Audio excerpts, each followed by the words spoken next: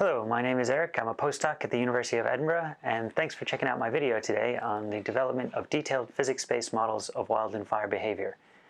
And I, of course, would like to thank the International Association of Fire Safety Science for acknowledging the work of my thesis and giving me this opportunity to share some of that work.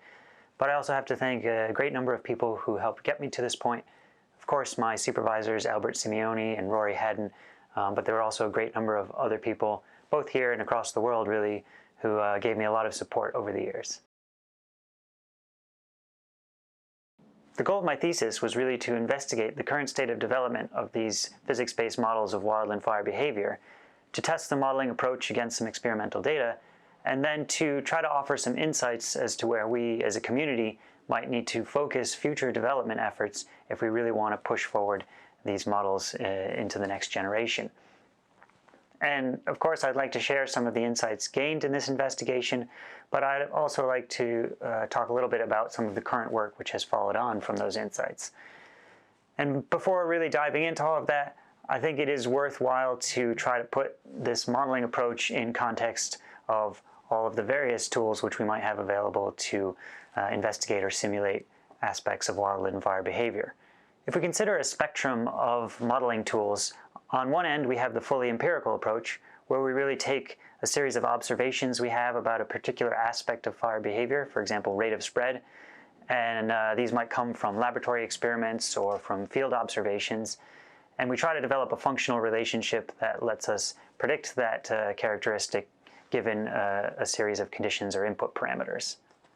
So one example we can consider is this kind of bootleg replica I have of the CSIRO grassland fire spread meter. And this is a nice, very functional, simple, fully empirical model where we have these little paper dials that we can spin around to select different conditions that we might have on a given day in terms of the temperature, humidity, wind speed, and so on. And by lining up the arrows, that allows us to come up with a simple prediction of the rate of spread in these grassland fuels. You can imagine how useful a tool like this could be. It's very easy to get a quick and simple to understand prediction of fire behavior, but the relationships that go into this were really tuned to the observations of fire spread in grasslands. So we can't really use it for other fuel types or for conditions that are obviously outside those which are printed on the dials here. So that is a limit to the empirical approaches. There's not a lot of flexibility necessarily.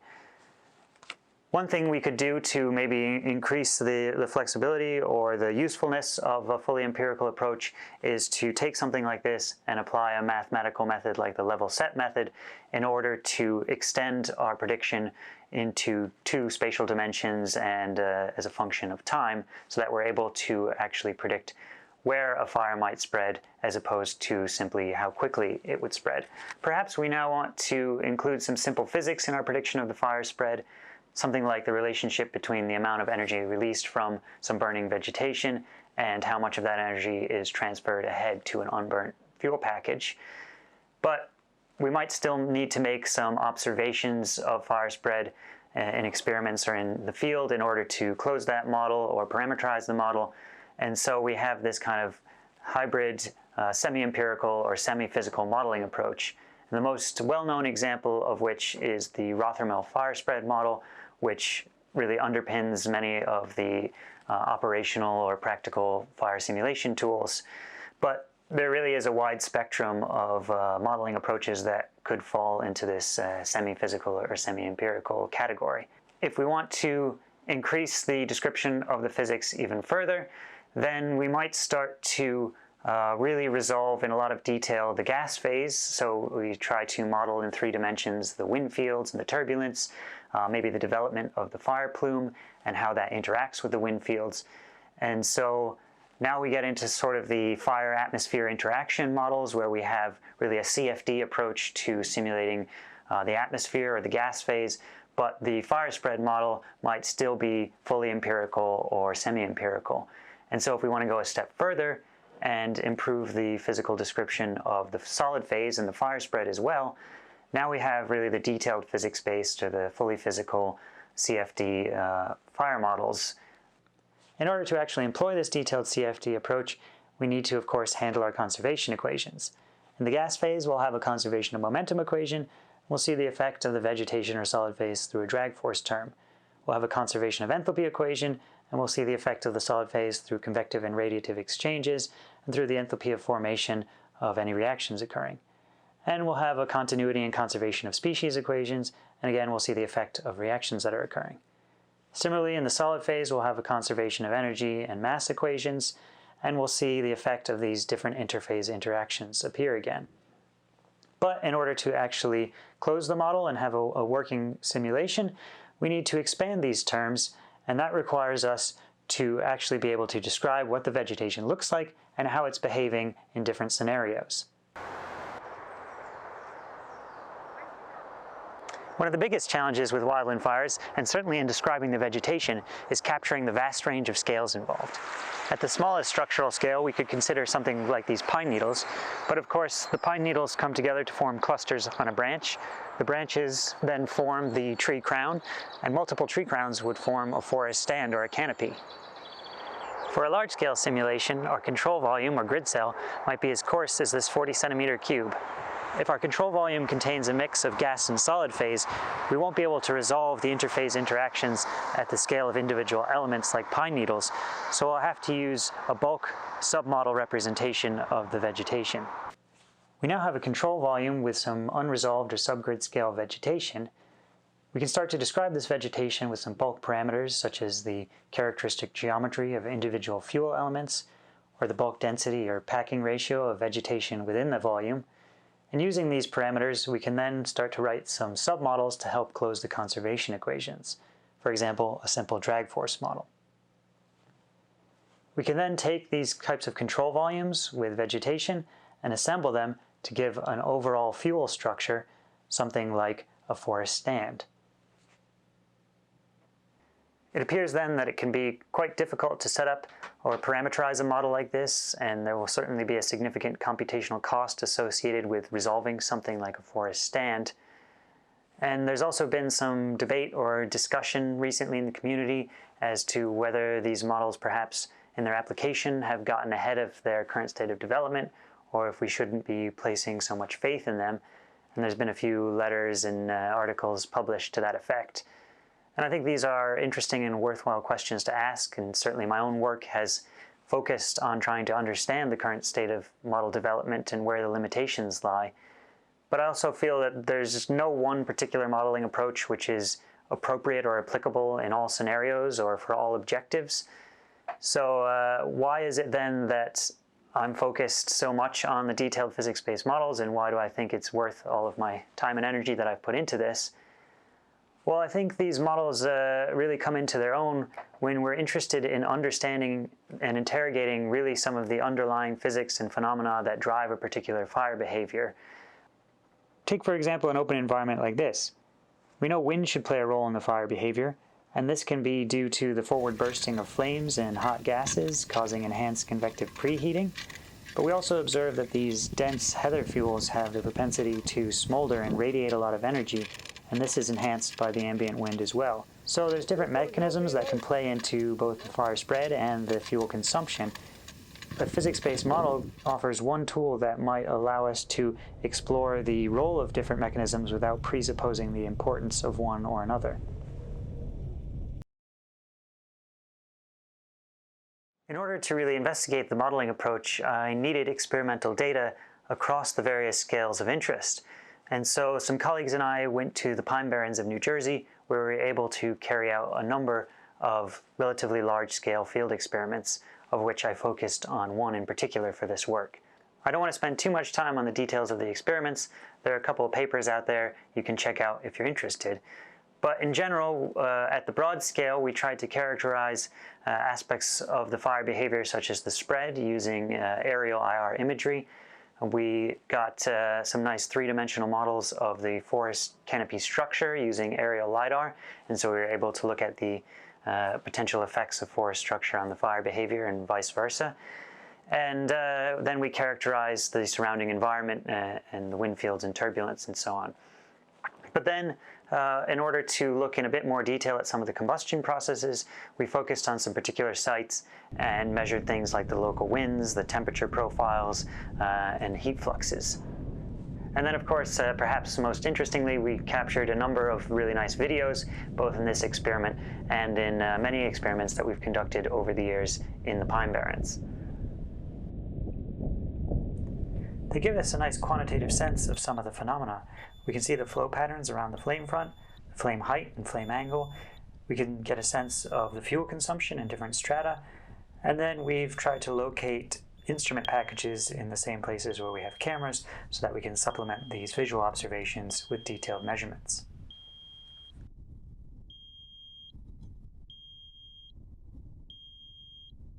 In keeping with the themes of the different scales of interest and the different scales that we need to understand in order to close or parameterize a model like this, I undertook two different studies. One was focused at a bit broader scale at really just trying to replicate the observed experimental behavior, and that's really the focus of the paper that's associated with this talk, so if you want more detail, certainly go check that out. But to give a brief summary, I looked really at the variability at kind of a plot or a forest stand scale that you might need to capture if you want to apply the CFD model appropriately. And so in terms of the forest canopy, I looked at that three-dimensional LiDAR data and either took an approach of having a horizontally homogeneous forest canopy, so it's just a vertical profile of density. I segmented the forest canopy into 10 by 10 horizontal grid so that you get a bit more of the local spatial structure of the canopy. And then went a step further and redistributed the LiDAR data into these polygons that we were able to identify as being representative of tree crowns. And so looking at these different scales of detail in the forest canopy, I tried to understand the impacts that would have on the predictions of fire behavior. And what I really found was that because the density of the canopy overall is relatively low and is a smaller contributor to the overall energy release and therefore the feedback of energy to drive the fire spread, it's really the shrub layer and the pine needle litter layer that drive the fire spread in this particular environment. And so even though changing the distribution of the canopy density changes the values of bulk density that you have in particular grid cells and so on, there was no significant impact on the overall prediction of the fire spread. The other stand scale feature that I focused on was the turbulent wind profile, and particularly the boundary conditions. So I looked at the potential impact of either including turbulent boundary conditions with a synthetic eddy method, or just applying a static laminar wind profile at the boundary. And what I found was, in the absence of a fire, there was some small effect in terms of the spatial distribution of wind throughout the domain and creating a more uniform spatial distribution with the synthetic turbulence, because you're no longer relying on the canopy shear to provide that transition to turbulence from the laminar boundary to the center of your domain. However, when the fire is simulated, the scale of the turbulence generated by the buoyancy of the plume, in this particular case, with the relatively low winds we had compared to the intensity or the energy release of the fire, meant that really that turbulent generation dominated over the generation of turbulence from the canopy shear. And so the inclusion of turbulent boundary conditions did not have a significant impact on the fire behavior. So again, along with the forest canopy, it starts to provide some understanding of the level of detail or the extent you need to go to in order to collect the information to set up and run a model like this. Certainly there will be configurations or scenarios where capturing very fine detail in the distribution of canopy vegetation or capturing the turbulent wind fields properly is going to make a big difference for your prediction, but we can start to understand some of the cases where these features might not dominate the fire behavior. Alongside this larger scale evaluation of the model, I also undertook a somewhat reduced scale sensitivity study. And here I focused on parameters particularly related to the submodeling of the vegetation and those which have a potentially significant associated uncertainty. And I looked at the effect of changing these parameters on predictors of fire behavior such as spread rate, flame height, fire depth, fuel consumption, and so on. For example, I looked at the effect of changing the drag force model of the canopy and shrub fuels, And you can see here how that modifies the average flame envelope as well as the average flow fields through that envelope. What we observe is that for lower canopy drag, we have higher surrounding flow around our flame region. This flow can pass through the combustion zone and enhance convective preheating, leading to a faster spread rate. On the other hand, with higher canopy drag, we have restricted ambient flow around the flame front, so the buoyant flow of the plume ends up dominating. We have this large-scale recirculation, and that can lead to convective cooling ahead of the fire front and a slower spread rate. So the main result of my thesis was really to identify these different aspects of the model, both at the large scale and submodel scale, that require further attention and development and refinement if we really want to improve the overall approach and expand the capability and reliability of these models. After completing my thesis, I knew we needed more and better experimental development data.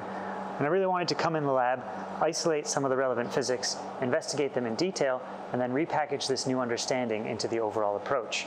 So I put together this heated wind tunnel, the WEIRD, or Wildfire Exposure and Ignition Response device. And first, using just ambient temperature air, I looked at flow through different vegetation layers. I was able to characterize the permeability, as well as the flow within and above the layers. Then, using the heating element, I was able to expose similar vegetation structures to sudden pulses of high temperature air. And in this way, I could characterize the Nusselt number or the convective heating response. So through this approach, I'm able to start gradually ticking off some of the submodels and parameters I'd identified in my thesis.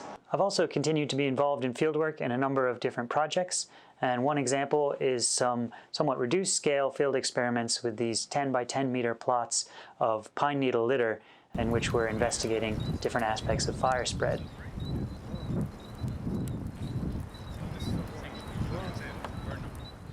Here again, I'm coming from the perspective of the physics-based modeling and trying to make measurements and observations to inform model development. One example is the consumption of fuel and trying to understand how much fuel is consumed through flaming combustion versus smoldering combustion. So I'm looking at some overhead IR imagery and doing a frequency analysis of the noise in the signal to try to understand when we have high frequency noise that might be associated with the turbulent flaming combustion, or lower frequency noise associated with the smoldering region. So this analysis has yielded some nice maps that show a broad estimate of the distribution of flaming and smoldering combustion in our different 10 by 10 meter plots. And this is very useful for model development because we're trying to resolve these different combustion processes directly in the model, and if we don't have a good understanding of what's happening at the actual field scale, it's really hard to test and evaluate a model. Along with my continued involvement in fieldwork, I've become quite interested in how we actually prepare and preserve data so that it can be used for future development efforts, perhaps even by those who weren't involved in a particular experiment. We're really in an era where it's quite easy in a way to collect a lot of detailed, highly resolved information.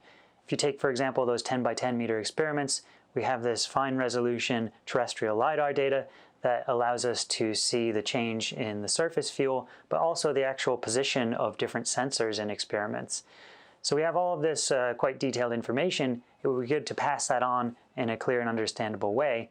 And one thing I've been working on is putting together a sort of website where you can go and look at a particular experiment in 3 dimensions, observe some features of the fire behavior, but also click on particular sensors and actually see the time-resolved data that was being measured, and therefore hopefully get a better sense of what you're looking at than you might from just, say, a raw CSV file. And a big thanks to Jason Cole and Matt Patterson, who are doing a lot of work to archive this data, as well as adapt this kind of visualization tool. Hopefully these kinds of efforts can help future experiments be leveraged to the full extent for model development. Well, thanks again for watching my video. Hopefully it's given you a bit of insight into my thesis and also how the findings have really informed the development of my research career since then. And stay tuned for more.